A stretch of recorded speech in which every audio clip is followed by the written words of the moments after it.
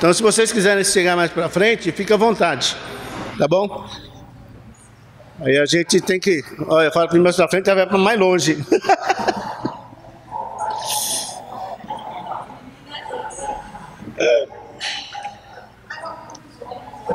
Hoje os homens estão reunidos.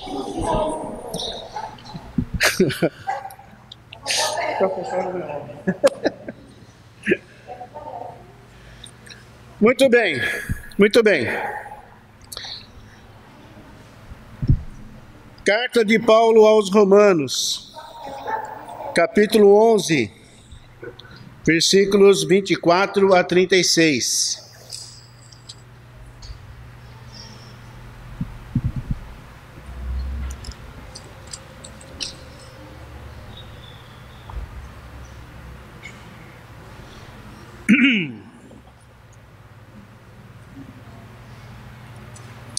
A passagem diz... Eu minto, não é 24 não, gente, é do 25 ao 36. Irmãos, não quero que ignorem este mistério, para que não se tornem presunçosos. Israel experimentou um endurecimento em parte, até que chegue à plenitude dos gentios. E assim todo Israel será salvo, como está escrito: virá de Sião o Redentor, que desviará de Jacó a impiedade. E esta é a minha aliança com eles, quando eu remover os seus pecados. Quanto ao Evangelho, eles são inimigos por causa de vocês. Mas quanto à eleição, são amados por causa dos patriarcas. Pois os dons e o chamado de Deus são irrevogáveis. Assim, vocês que antes eram desobedientes a Deus, mas agora receberam misericórdia, graças à desobediência deles, assim também agora eles se tornaram desobedientes, a fim de que também recebam agora misericórdia, graças à misericórdia de Deus para com vocês. Pois Deus colocou todos sob a desobediência, para exercer misericórdia para com todos. Ó profundidade da riqueza, da sabedoria e do conhecimento de Deus! Quão insondáveis são os seus juízos e inescrutáveis os seus caminhos! Quem conheceu a mente do Senhor? Ou quem foi seu conselheiro? Quem primeiro lhe deu para que ele o recompense? Pois dele, por ele e para ele são todas as coisas. A ele seja a glória para sempre. Amém.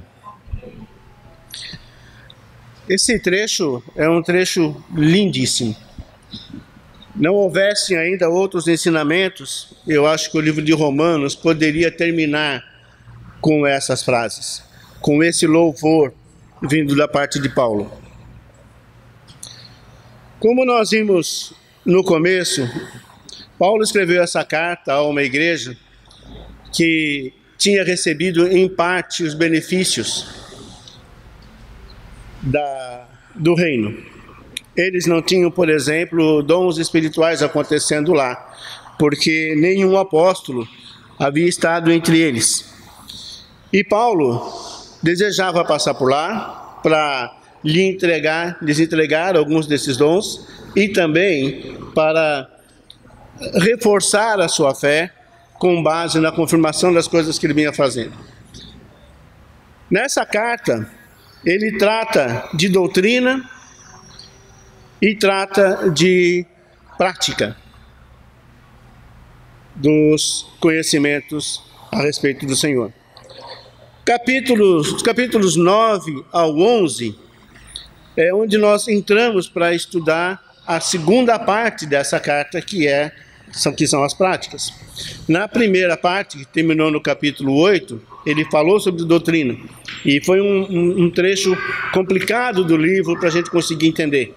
Porque uma vez que Paulo está falando tanto com judeus como com gentios, ele tem que ficar mudando a sua linha de raciocínio algumas vezes, para que tanto o judeu que congregava lá em Roma, como o gentio, conseguissem entender o que ele está falando.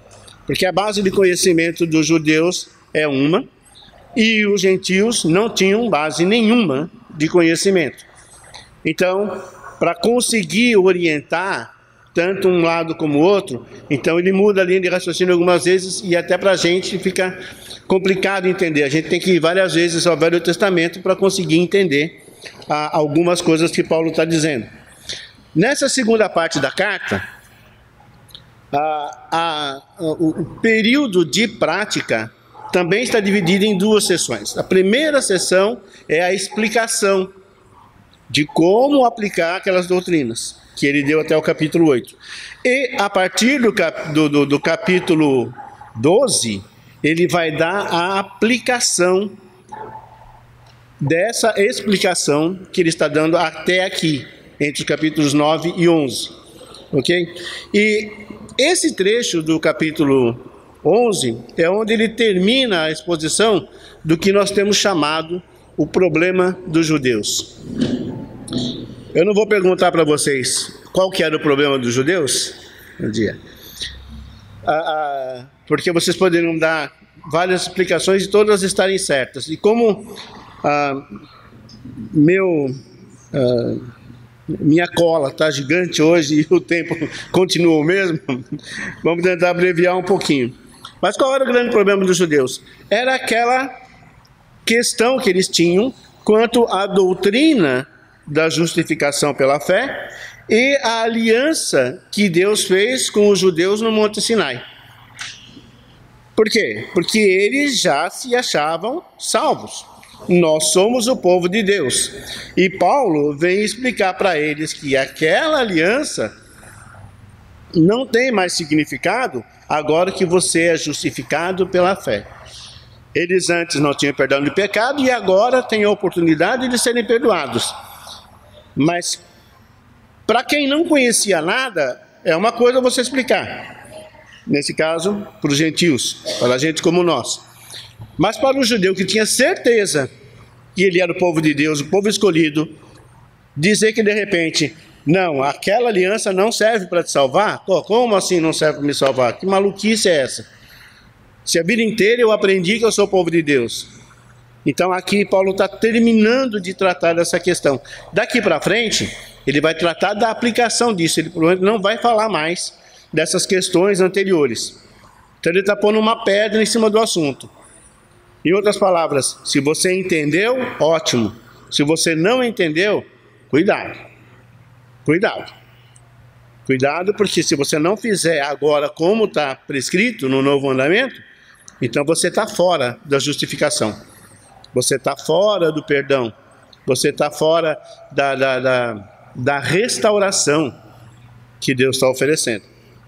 Então, ele está pondo uma pedra nesse assunto, justamente nesse finzinho. E no final do livro, desse capítulo, nós vamos ver o apóstolo ir rompendo em louvor ao Senhor.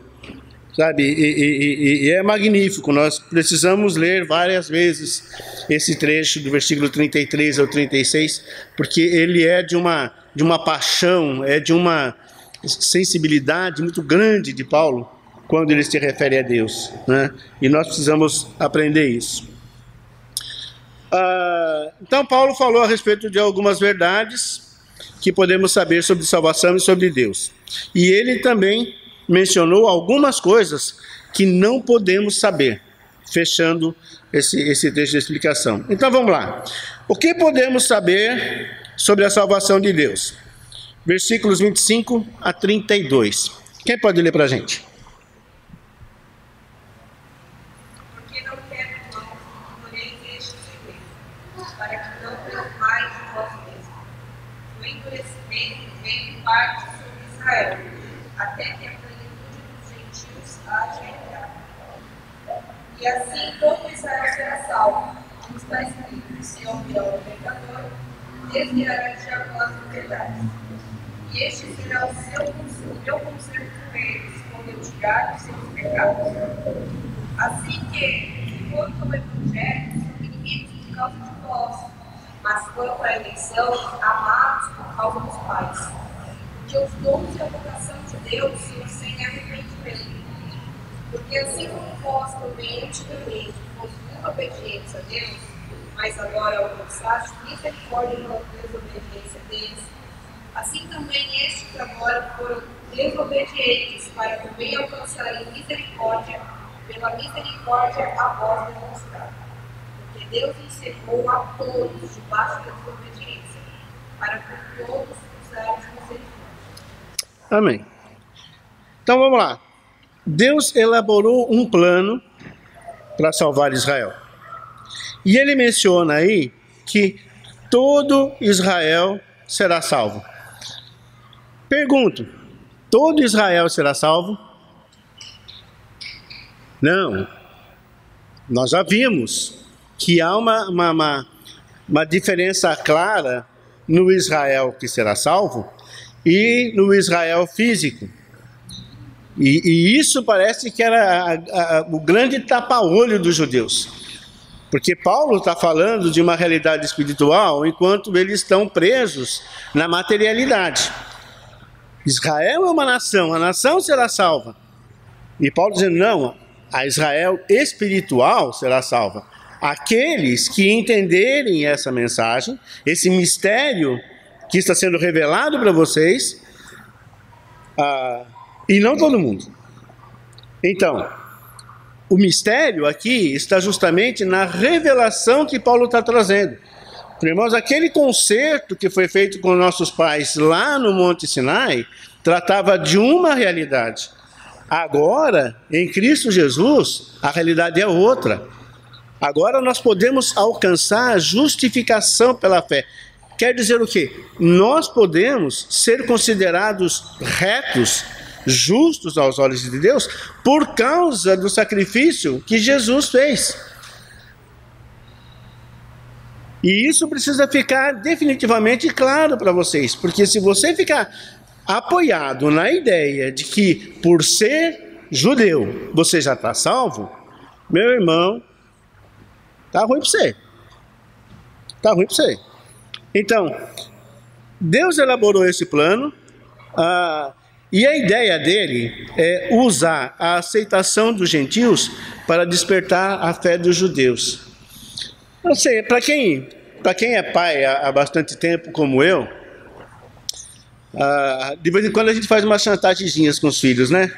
Assim, você não vai comer isso? Então eu vou comprar o doce só para o seu irmão. Mas porque eu também quero. Falei, então come. Se você comer, aí você vai ganhar sobremesa também. Mas eu não gosto. Tudo bem. Então você não come e não come sobremesa também. O que Deus fez, já de antemão pensado, é isso. Ora, o judeu sabe que está garantido, né? Entre aspas. Mas não quer aceitar o que eu estou trazendo. Então, deixa ele ver outro que não teria direito a isso, a aceitar. Aí ele vai se tocar, pera um pouquinho, mas esse cara nem é povo de Deus e está sendo salvo, e eu vou ficar de fora? Não, pera aí, Paulo, explica melhor, como é que é mesmo esse negócio aí? Né? Então, a ideia é assim, Deus rejeitou Israel físico até que os gentios cumpram a vontade de Deus e sejam aceitos por ele na condição de filhos. E dessa maneira todo Israel será salvo. Dá para perceber a maquininha funcionando? Eu preciso aí dizer uma coisa para vocês, que não é fácil de dizer. Deus não faz barganha. Deus é Deus. A filosofia dos caminhões já diz, né? Deus sem Deus é Deus e você sem Deus não é nada. Na verdade, como nós já vimos, e nós vamos conversar um pouquinho no capítulo 9, Paulo afirma, bom, quem é você, homem, para questionar Deus nas suas decisões? Mas como pai amoroso, ele dá um jeito para tornar a sua escolha mais fácil. É bom ver o filho, mas você viu, eu comi tudo, como se a glória fosse dele. Mas se a mãe e o pai não tivessem dado aquele jeitinho, ele talvez não comesse mesmo. Que, aliás, é o grande problema. Eu conversava ainda há pouco com a Isabelle a respeito do problema da educação de filhos hoje, e a grande verdade é essa. O problema que nós temos na sociedade hoje não é dos filhos, é dos pais, que não assumem a sua responsabilidade na formação correta dos seus filhos e negligenciam, deixando por conta da sociedade, por conta das mídias sociais, por conta da escola, uma formação que deveria vir de casa. Mas o judeu, ele chega a achar, não, então eu vou fazer a vontade de Deus, e ele sai bem na foto. Mas na verdade, é Deus quem está trabalhando a coisa para que ele tome a decisão que Deus espera que ele tome, porque só assim Deus vai poder justificá-lo. Então ele usa essa aceitação dos gentios para que o judeu acorde. Não, mas peraí, eu estou perdendo, eu já tinha isso, eu estou perdendo para alguém que nunca teve. Não, eu vou... Percebe como é que funciona a engrenagem? Muita sabedoria. E Paulo ainda, ele vai lá para o Velho Testamento. Nós vamos ver algumas passagens.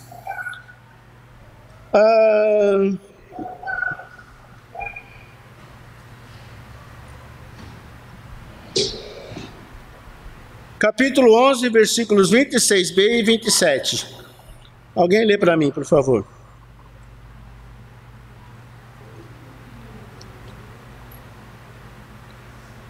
Capítulo 20, versículo 26 e 27. E assim todo Israel será salvo, como está escrito: de Sião virá o libertador, desviará de Jacó as iniquidades.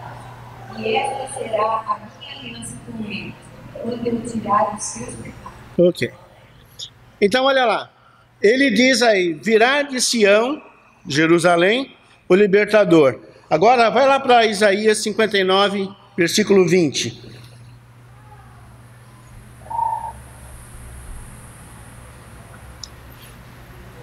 O que diz lá?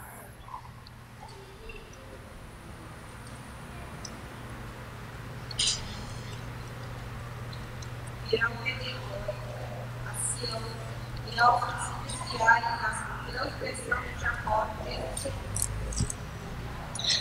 virá o Redentor a Sião. A diferença é que no capítulo 11, Paulo diz virá de Sião. E em Isaías ele fala virá o Redentor a Sião. É uma questão de tempo. Quando Paulo escreve, Jesus já veio, ele veio de Jerusalém. E Isaías está falando de um tempo futuro, onde Jesus virá a Jerusalém para promover isso. Então, perceba que não é uma coisa... Deus não dá jeitinho nas coisas. Deus já tem tudo planejado. Deus já tem tudo montado. O propósito, o plano de Deus funciona. Então, lá atrás, 400 anos antes de Jesus, Isaías já está dizendo, olha, Jerusalém vai ser resgatada. Virá um Redentor. Ok? Vamos lá. No versículo 26 ainda, de Isaías, de Romanos 11,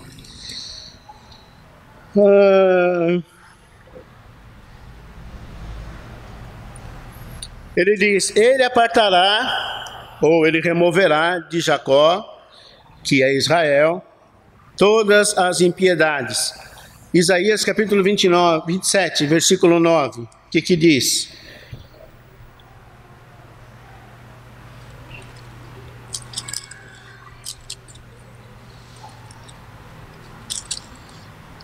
Por isso se espiará a iniquidade de Jacó, e este será todo o povo que se haver tirado do seu pecado.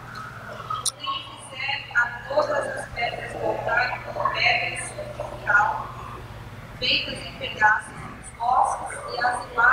sol não poderão ficar. Na primeira parte desse versículo, ele está dizendo novamente, será expiada ou será perdoada a culpa de Jacó. Essa culpa de Jacó é a mesma coisa que Paulo está dizendo aqui. Bom, Deus está removendo esse peso de Israel e possibilitando a justificação. Então, o que antes era imperdoável, agora não é mais.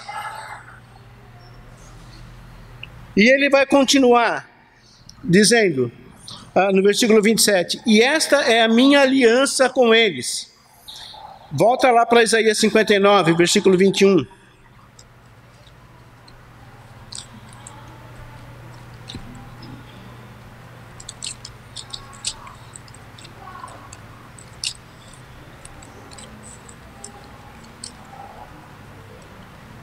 Tá ali, tá? Achou? Não?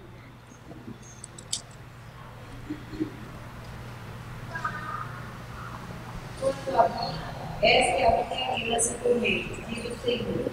O meu espírito que está sobre ti e as minhas palavras que pus na tua boca não se apartarão dela, nem da de teus filhos, nem da dos filhos de teus filhos. Não se apartarão desde agora e para todos sempre, diz o Senhor. Ok. Então, mais uma vez, olha a relação que Paulo está fazendo, tá? Definindo que tipo de aliança é essa que Deus está propondo. E ele vai...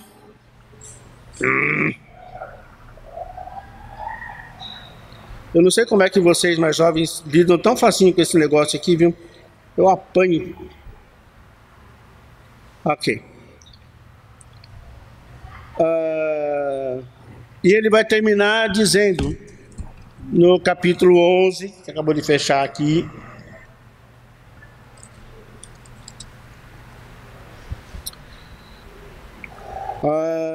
Quando eu remover os seus pecados. Em Jeremias 31, do 31 ao 34.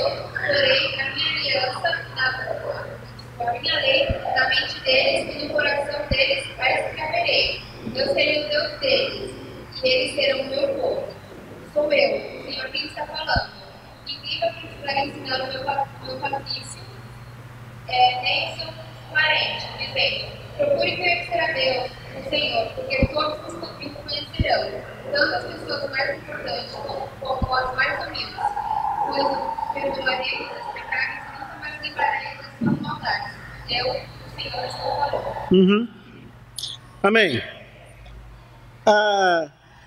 Já aconteceu de um irmão chegar para você e falar assim, não, que eu vou fazer assim, assim, assado, e eu acho que é desse jeito que tem que fazer, e você para e fala, escuta, irmão, para um pouquinho, você já parou para pensar o que o senhor fala a respeito disso? Como assim? Olha, vamos lá, olha em tal lugar, está escrito assim, assim, assado, lembra? Aí ele para, puxa, é mesmo, hein? Eu já tinha lido isso antes, não estava lembrando. Paulo está aqui, resumidamente, dizendo para eles, escuta, por que vocês estão espantados? Isso já está predito. O judeu, o cara sério, o redimido. Você está reclamando de uma coisa que você já sabia que ia mudar. Deus já havia prometido uma nova aliança com o perdão de pecado. Porque antes nós não tínhamos perdão de pecado. A lei nos escravizava.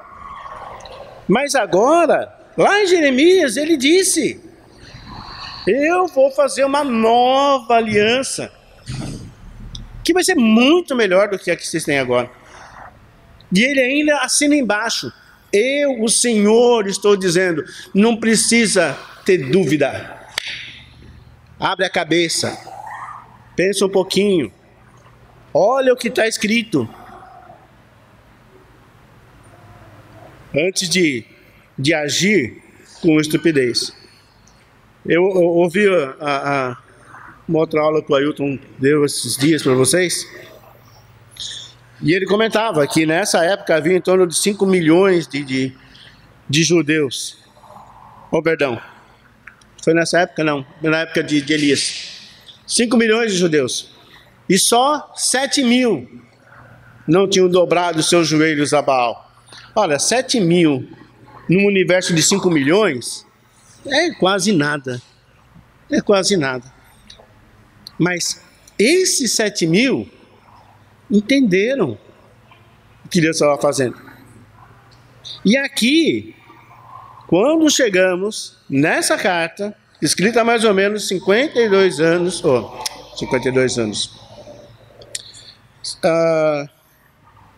não foge da data agora, mas alguns anos depois da morte de Jesus, tá? Paulo está dizendo para eles o que eles já deviam saber de muito tempo, e lembrando, ele falou assim: olha, o Israel todo não será salvo. Quem serão salvos são aqueles que entrarem nessa nova aliança. E a entrada nessa nova aliança depende da sua fé em Jesus Cristo. Depende de você acreditar que Ele é Filho de Deus. Depende de você acreditar que Ele foi morto por causa dos pecados que cada um de nós carrega, e que é por causa dele que nós seremos salvos. Então, o Israel físico está tão condenado quanto o resto do mundo. Agora, o Israel espiritual não está limitado ao território de Israel, é o mundo todo. Então, mais uma vez, Paulo faz essa ponte entre o Velho Testamento e as suas orientações na carta, para que não reste dúvida na cabeça do judeu do que ele está falando. Então, antes de aplicar o que ele ensinou lá atrás, ele está mais uma vez tirando... Lembra que eu falei, o negócio de botar uma pedra em cima do assunto? Alguém já disse para você: vamos botar uma pedra em cima disso, eu não quero falar mais disso. É o que Paulo está dizendo aqui. Então, gente, acorda, presta atenção, porque é desse jeito. Muito bem.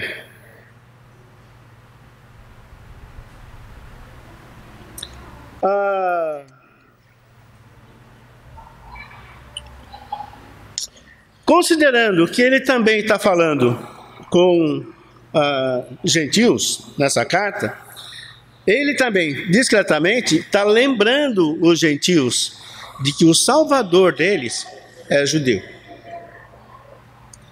para acabar com aquela intriga, né? Mas um judeu não dá para... Gente, judeus são importantes. Jesus era judeu. E Paulo está lembrando os gentios aqui, lembra? A nossa salvação, ou a salvação dos judeus, porque Paulo na verdade era judeu também, a salvação do gentio veio através de um judeu.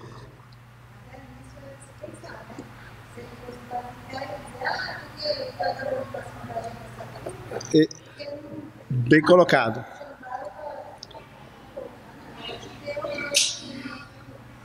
Bem colocado, realmente. Mais uma forma de deixar claro, né? Falou assim: olha, quem fez isso com os judeus foi um judeu, não é um cara de fora que veio colocar uma carga que vocês não podem carregar. Pelo contrário, é um dos nossos. E Deus quer que os judeus sejam salvos. Versículos 28 e 29.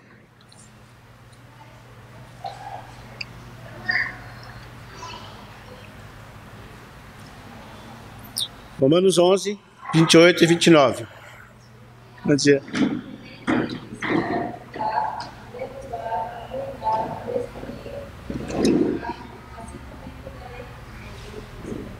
Não é não? Não é não, né? 11, 28 e 29.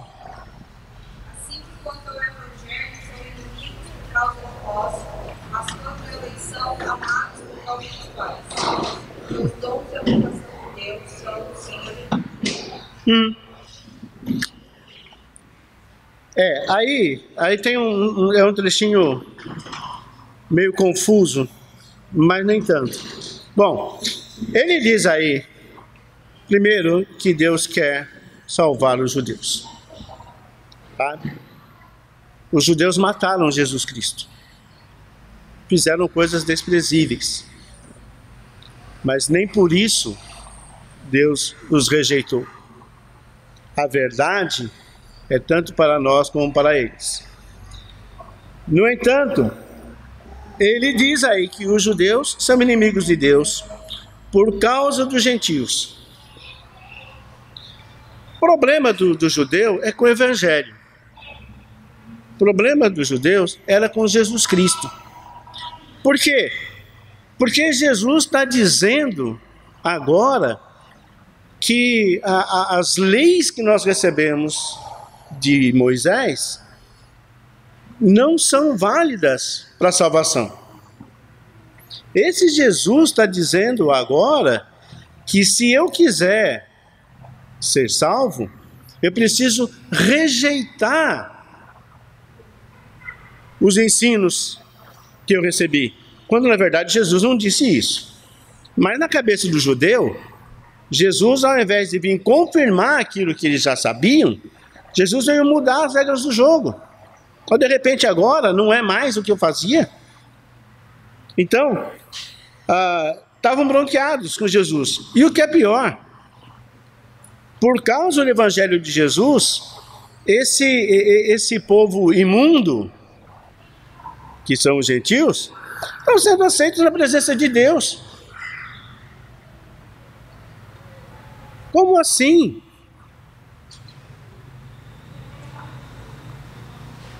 Agora, por que Deus simplesmente não rejeitou já os judeus, já que eles mataram o filho dele? Se alguém briga com seu filho, a gente fica com uma bronca danada, né? Dá vontade de ir lá e tomar as dores para mim. Como assim? Meu filho não. Por que Deus simplesmente não rejeitou? Aí você fala, porque Deus é amoroso. Não. Deus é justo, antes de mais nada. Nós precisamos lembrar que lá atrás, tudo o que aconteceu com o povo de Israel foi possível graças à obediência, graças à submissão de alguns homens que abriram mão das suas vidas para atender à vontade de Deus. Especialmente Abraão, que deixou a sua terra e deixou toda a sua parentela para ir para um lugar que ele nem sabia onde ficava. E tudo o que Deus disse, ele disse amém. Não levantou dúvida quanto à piedade, quanto ao amor, quanto ao cuidado de Deus, quanto às promessas de Deus.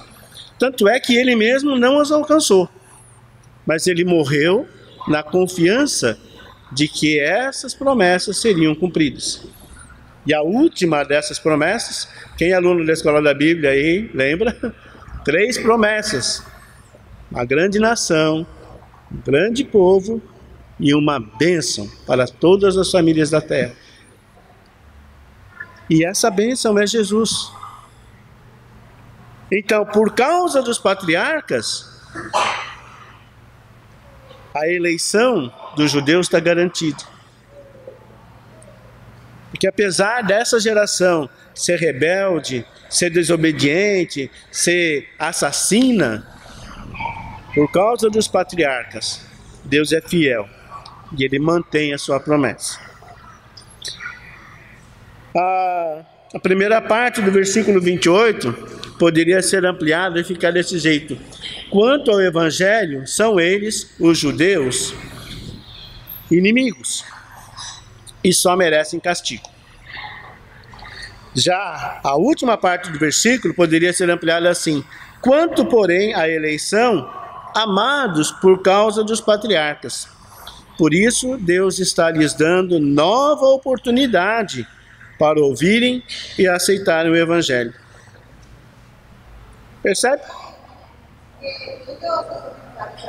Sim. A decisão cabe a eles. Uhum. Aí eu também traço a justiça, né? E aí eu tinha decisão. Então, tá esse aí.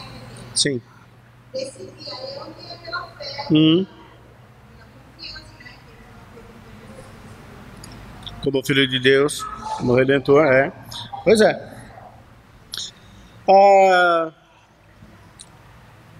Versículos 30 e 32. Gente, se alguém tiver mais comentário ou pergunta, levanta a mão, tá? Romanos 11, versículos 30 e 32.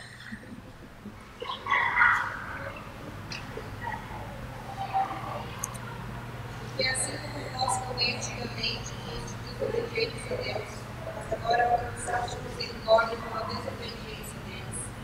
Assim também estes agora foram desobedientes, para que venham alcançarem misericórdia por misericórdia ao nós demonstrar.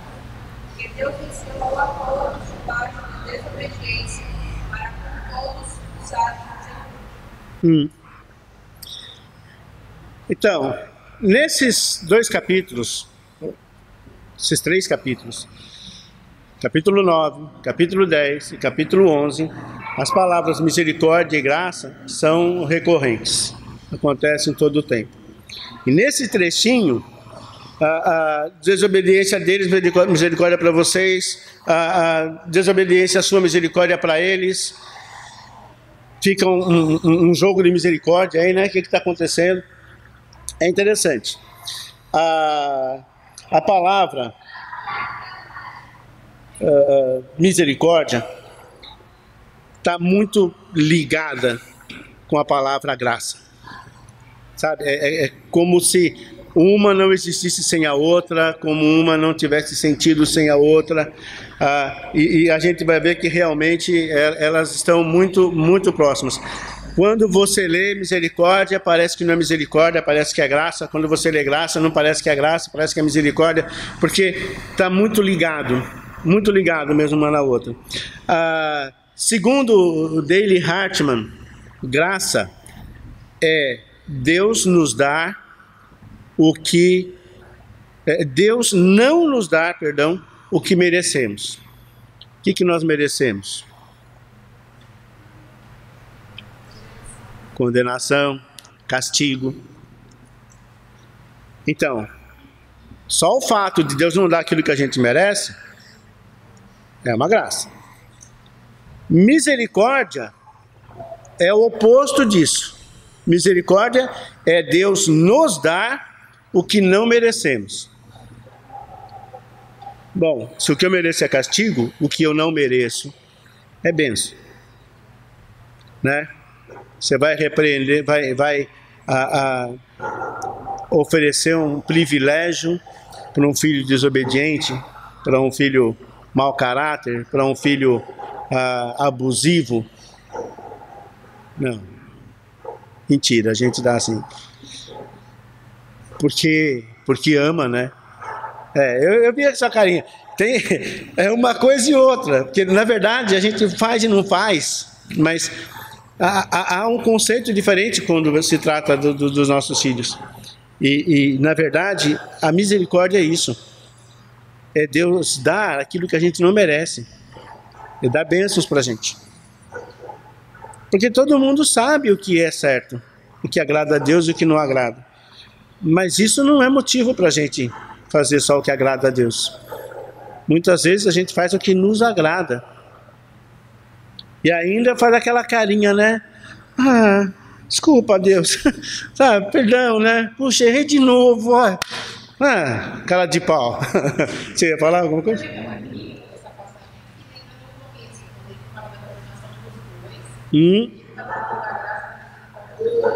Com certeza. Bem lembrado, bem lembrado. Agora teve outra pessoa que disse que misericórdia é o aspecto do amor de Deus que o faz ajudar o miserável. E diz que graça é o aspecto do seu amor que o move a perdoar a culpa. Então, de um lado, Deus ama tanto que acaba ajudando. Pisou na bola de novo. Mas tudo bom, vamos continuar caminhando. Vamos lá, vai tomando o senso para não fazer de novo. Vai caminhando. Vocês continuam ajudando, mesmo que não merece. E a graça é o aspecto do seu amor que o move a perdoar a culpa. Poxa, filho, você fez de novo. O papai já não tinha falado, não é para fazer desse jeito? Desta vez passa, mas não me repita isso. Não, a gente não faz isso com os nossos filhos. A gente não trata dessa maneira. Seu filho pisou na bola, você vai dar um pé nele e jogar ele para fora? Não. Vem cá, vamos tentar de novo. Então, se a gente for usar uma definição para misericórdia, uma definição simples, poderíamos dizer que misericórdia é a expressão da graça de Deus. É o que Paulo está dizendo aqui, nessa coisa confusa, sabe? Deus deseja usar de misericórdia para com todos, segundo o que a Elaine comentou com a gente ali. Tanto judeus como gentios. E isso inclui você e eu. Carecemos da misericórdia de Deus. Porque a gente ainda é desobediente, porque a gente ainda é falho das nossas coisas com Ele. A rejeição dos judeus por Jesus proporcionou ocasião para os gentios serem aceitos por Deus. Lembra que Paulo disse lá na sinagoga, já que vocês não querem ouvir, não querem, então eu vou falar com os gentios, eu vou contar para eles. Poderíamos dizer que se todos os judeus tivessem acertado, talvez Deus não fosse para o mundo, eu duvido. Porque isso tudo está dentro do plano divino de salvação que Deus elaborou. Mas o fato é que, para que Paulo tivesse a noção da necessidade de falar com os que não eram judeus, ele tinha que ouvir os judeus dizerem, não, nós não queremos essa redenção que você está oferecendo. Nós não queremos esse Jesus que você está propondo. Então, por causa da desobediência dos judeus, os gentios tiveram a oportunidade de conhecer a palavra e de estarmos hoje juntos nessa reunião. Agora,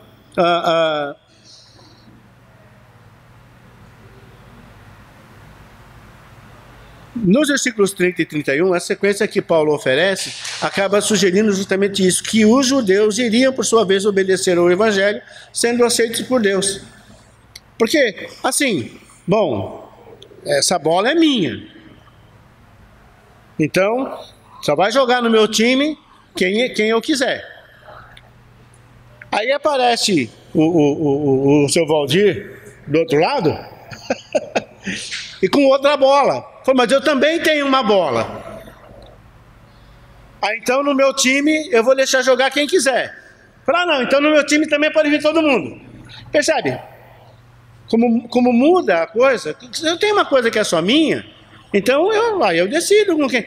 Mas se tem mais gente que pode fazer uma coisa, então não tem sentido eu ficar segurando essa coisa para mim.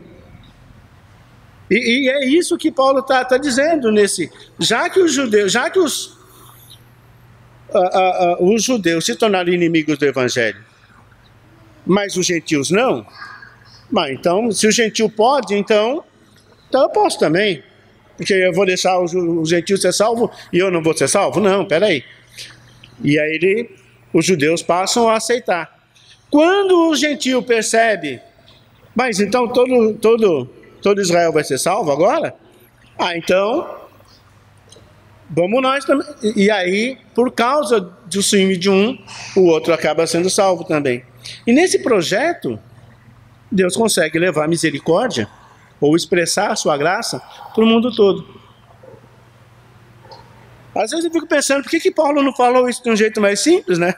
Mas, na verdade, nós estamos falando de uma escrita de mais de 2000 anos, né?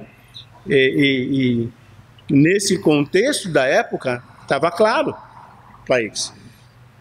Mas para nós que nos habituamos a falar em gírias, né? Simplificando as palavras, cortando as ideias pela metade, né? Você pergunta para o seu filho, filho, aí como é que está o seu dia? Como é que foi, né? O que você fez, né? Aí ele vem e responde você de uma forma catedrática. Normal. Normal? Como assim normal? De boa. Disse tudo, né? Não disse nada, mas na cabeça disse tudo. Eu falei, quer dizer, saber o quê? Está tudo certo. Mas aqui Paulo faz uma dissertação. Ele detalha, ele escreve. E aí a nossa cabeça dá um nó, né? Como é que a gente vai entender isso? Mas basicamente é isso. Então, na linha de raciocínio de Paulo, desobediência dos judeus resulta em rejeição dos judeus por Deus. Então Deus rejeitou Israel. Israel não será salvo.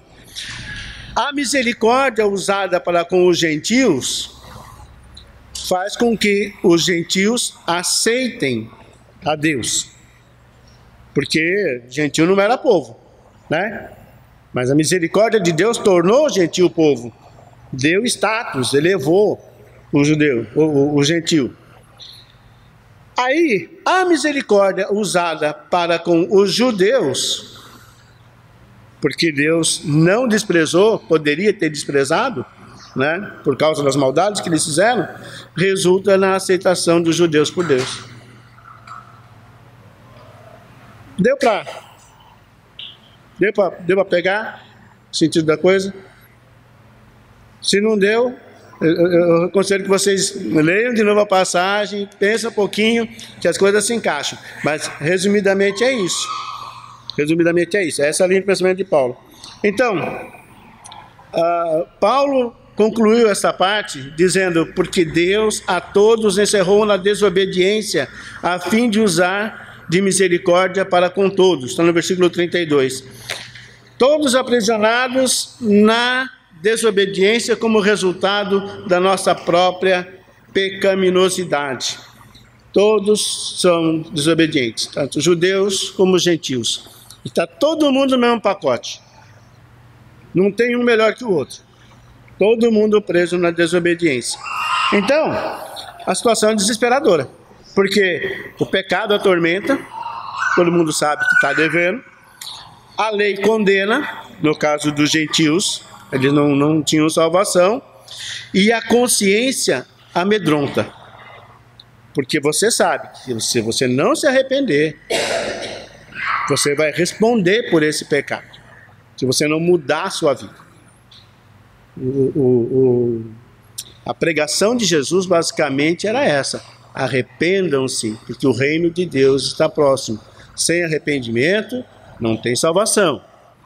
Se você insiste conscientemente em permanecer no pecado, você não será salvo. Então, a consciência amedronta e o juízo final ameaça. Todo mundo preso. E agora? Então é como se o próprio Deus abrisse a porta dessa prisão e deixasse a luz entrar. Calma, gente. Não está tudo perdido, não. Tem jeito. Tem jeito. Hoje eu não tenho, mas quando criança, eu tinha um medinho de escuro. Sabe? Quando acabava a força de noite em casa, imagina, eram 6 crianças, né? 2 homens e 4 meninas. Quando acabei, na minha época, né, os mais velhos lembram, a energia não era tão estável quanto é hoje, não. Acabava a força sempre, né? Ficava tudo escuro, aquele breu. Nossa, quando você estava acordado, abriu o olho de noite e não via nada, a alegria quando a minha mãe aparecia com uma vela lá na mão, sabe? E botava em cima do... Que bom, tem uma luz ali, né? Lembra? Tem uma... Nossa, que alívio. porque era uma sensação de impotência tão grande ficar naquele quarto escuro. Então, a situação do mundo é como se Deus mesmo, Ele mesmo, o injustiçado, aquele que foi desrespeitado, aquele que foi xingado, aquele que foi assassinado, Ele mesmo abre a porta e deixa a luz entrar. Você sente aquele alívio, né?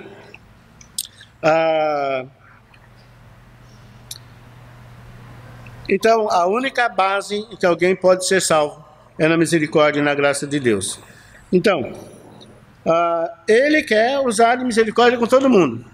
Sejam judeus, gentios, bom, mal, jovem, velho, homem, mulher, criança, adolescente. Todos são atingidos, são alcançados pela misericórdia de Deus com o intuito de nos salvar. E aí, nós entramos na última parte desse capítulo, onde Paulo já não fala mais de Israel. Paulo não fala mais de gentios. Ele vai falar agora a respeito do próprio Deus. Então, o que podemos saber sobre Deus? Versículos 33 a 36. Qual a profundidade da riqueza da sabedoria e do conhecimento de Deus?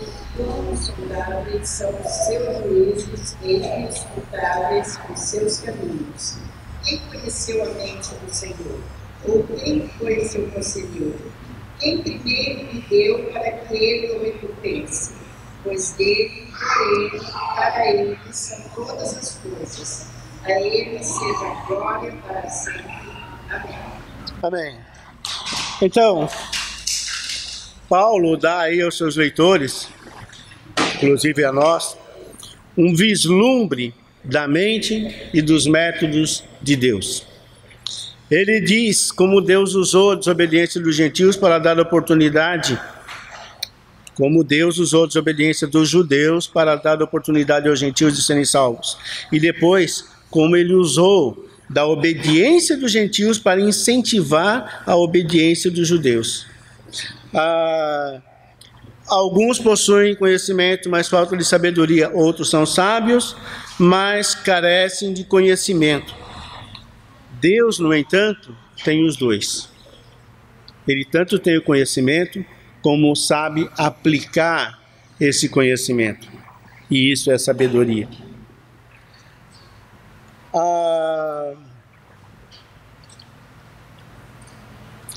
Ele resume também dizendo que a profundidade de Deus é tamanha que a gente não pode sequer começar a entender.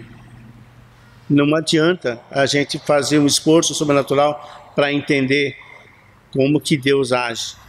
Está muito além da nossa capacidade. E ele prossegue dizendo: quão insondáveis os seus juízos e quão inescrutáveis ou impenetráveis os seus caminhos. E isso leva a gente lá para Isaías 55, versículos 8 e 9.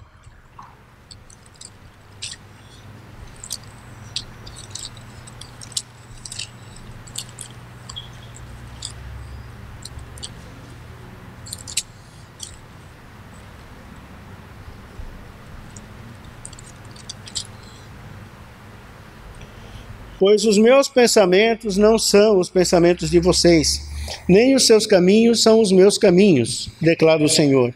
Assim como os céus são mais altos do que a terra, também os meus caminhos são mais altos do que os seus caminhos, e os meus pensamentos mais altos do que os seus pensamentos. O próprio Deus já declara isso. E é óbvio, né? É óbvio. A gente não consegue controlar a hora da gente levantar da cama. Imagina fazer o que Deus faz. De despertar o dia, de fazer cair a noite e coisinhas pequenininhas desse jeito, né? Então, longe de nós conseguirmos entender como a mente dele trabalha e as capacidades que ele tem.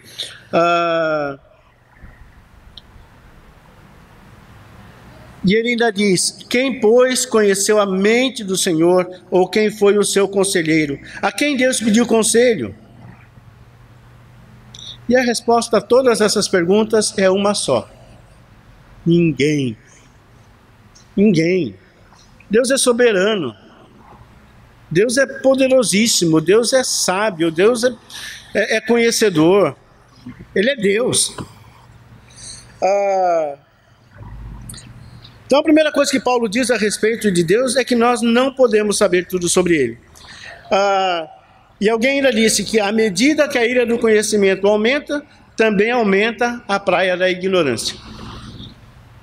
Uma vez alguém me disse: eu queria muito retribuir tudo que Deus faz por mim, mas sempre que eu consigo fazer uma coisa nova para Ele, eu descubro que Ele já fez trocentas para mim. Eu nunca vou conseguir empatar com Deus. E é verdade. Que esteira nossa, achar que a gente vai conseguir retribuir de alguma forma a Deus aquilo que Ele já fez por nós. Nós não temos essa condição. Portanto, no versículo 35, ele vai dizer: quem primeiro lhe deu para que Ele o recompense? Quem é que pode devolver alguma coisa para Deus? O que nós temos que não tenha vindo da mão dEle? Como é que a gente pode querer devolver para Deus alguma coisa? Essa situação, esses versículos parecem que estão meio fora do que Paulo vinha tratando até agora, mas na verdade, eu disse para você, ele está dando um cala-boca. Chega, não vamos falar mais disso. Não adianta o judeu achar lá que com as suas obras, ele conseguiria de alguma forma comprar a sua salvação. Paulo disse, não existe isso. O que você tem que não foi Deus que te deu? Como é que você, na sua sã consciência, vai achar que você tem condição de merecer a salvação? É Deus quem dá, porque pertence a Ele. Não há como retribuir. Agora, estamos falando de questões materiais. No entanto, quando você fala de questões espirituais, a história é outra. A história é outra. Porque senão já pensava, mas nesse caso, então Deus pode salvar todo mundo. E pode. Mas como nós vimos lá no capítulo 9, né, quem acompanhou as aulas lembra, Deus escolheu uma maneira de salvar as pessoas. Ele criou um critério, ele desenvolveu um critério. Todos aqueles que crerem, que receberem e crerem em Jesus, serão salvos. O critério é esse. Então, espiritualmente, eu tenho que oferecer para Deus. Na verdade, se eu quiser ser salvo, eu preciso oferecer alguma coisa a Deus. E o nome dessa coisa é obediência. Reconhecer quem Deus é. Assumir que Ele é Deus e eu, sem Ele, eu não sou nada. O que eu sou, aliás, foi Ele quem proporcionou que eu pudesse ser. Começa pela vida que eu tenho. Foi Ele quem me deu. E a oportunidade de salvação que eu tenho é a mesma misericórdia que alcança o mundo inteiro. Então, você quer a sobremesa? Você tem que comer o jiló. O quiabo, o caranguejo, a carne seca, está ali. Ah, mas eu não gosto disso. Mas Deus gosta. Ah, eu não queria perdoar o Luan. Mas Deus espera que você perdoe.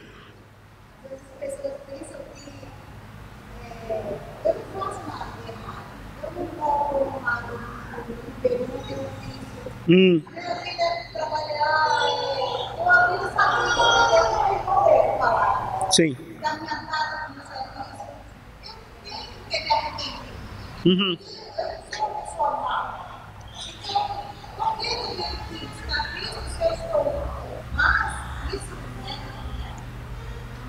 Não muda.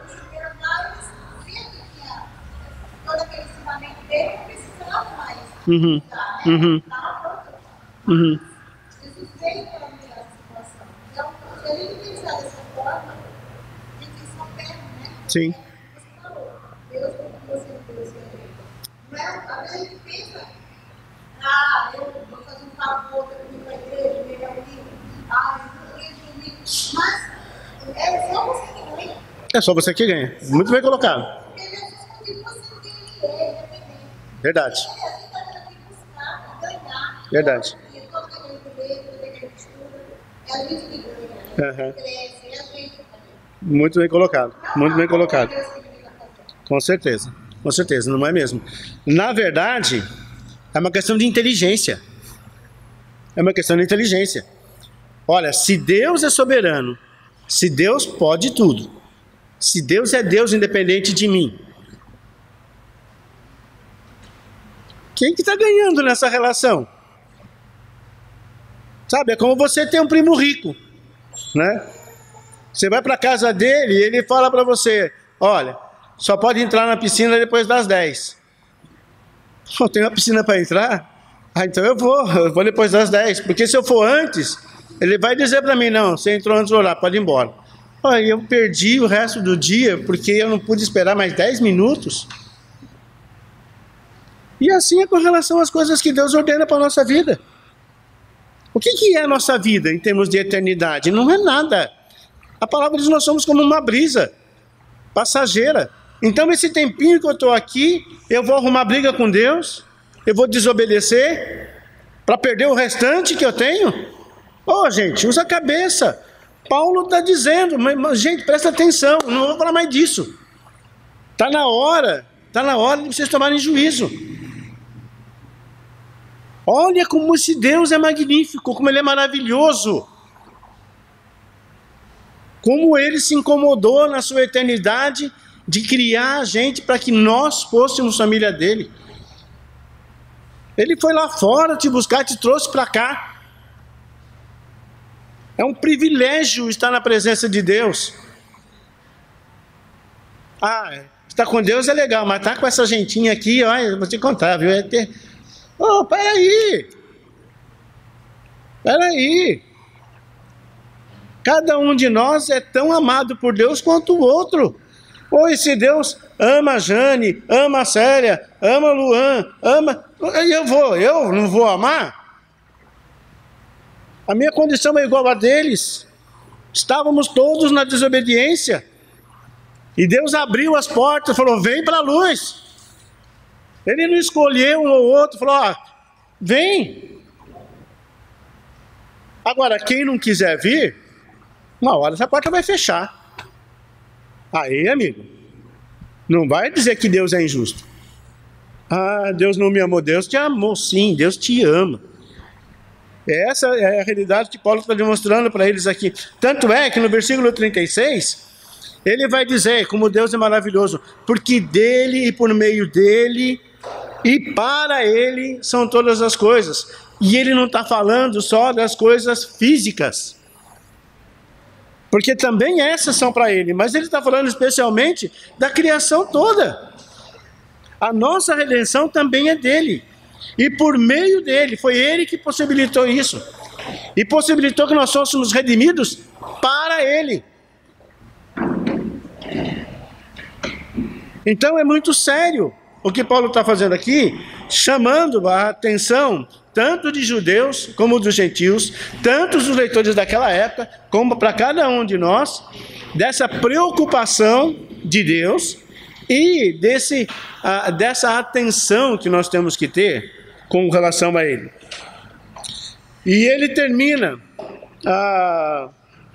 essa sessão, dos capítulos 9 a 11, dando definições ou dando respostas simples para todas as questões secundárias comentadas durante esses capítulos. Mas sem dizer com isso que essas questões pequenas não são importantes, porque sem dúvida são importantes. Cada uma dessas questões que ele levantou nesses 2 capítulos, com relação à salvação, com relação à redenção, com relação ao relacionamento, pessoal. Tudo isso tem importância, mas ele resume desta maneira aqui. Deus tem as respostas. Tá? Deus tem as respostas. Não importa qual seja a dúvida, Deus tem resposta para isso. E ele diz mais. Há coisas encobertas que pertencem a Deus. Deuteronômio 29 e 29. Tem coisas para as quais nós não vamos achar resposta. E nós não vamos conseguir essa resposta porque nós não conseguimos compreender a mente de Deus. É grande demais para o nosso universo mental. Mas as coisas que ele revelou, essas coisas, essas verdades que ele revelou, são para que nós tivéssemos a oportunidade de alcançar essa redenção, essa salvação. Então, Deus tem um plano para salvar tanto judeus como gentios. Deus quer que todos sejam salvos. Deus deseja usar de misericórdia para com todos. E jamais poderemos colocar Deus em dívida conosco. Dependemos da sua graça e misericórdia. E a última e mais importante informação que esses versículos, esses capítulos trazem para a gente e que a gente precisa guardar, não só no coração e na mente, mas escrever no nosso post de Facebook e outras coisas por aí, no seu caderninho de receitas, aonde for que você tenha a oportunidade de gravar isso. Nosso Deus é inexprimivelmente maravilhoso. Quando você conseguir ter isso na sua mente, vai ser muito mais fácil vencer as suas limitações, as suas lutas. Deus é maravilhoso, por quem Ele é, pelo que Ele fez e faz, pelas promessas fiéis que Ele tem para conosco e pela oportunidade que Ele nos dá hoje de viver em santificação. Nosso Deus é inexprimivelmente maravilhoso. Guarde isso na sua mente. Que Deus nos abençoe. Vamos orar. Bondoso Deus e Pai, nós ficamos agradecidos ao Senhor por causa da sua bondade, por causa da sua misericórdia, da graça que nos alcança cotidianamente. Nos ajuda, assim como os irmãos lá na igreja de Roma, a encarar essa realidade da nossa pequenez, mas acima de tudo de podermos entender a sua grandiosidade, o quanto o Senhor é maravilhoso, o quanto o Senhor é bondoso para com os teus servos. Nos ajuda a exprimir essa sensação, esse conhecimento, não somente entre nós, mas em todos os lugares por onde a gente vá. Que nós possamos realmente ser embaixadores, representantes do Senhor neste mundo de trevas.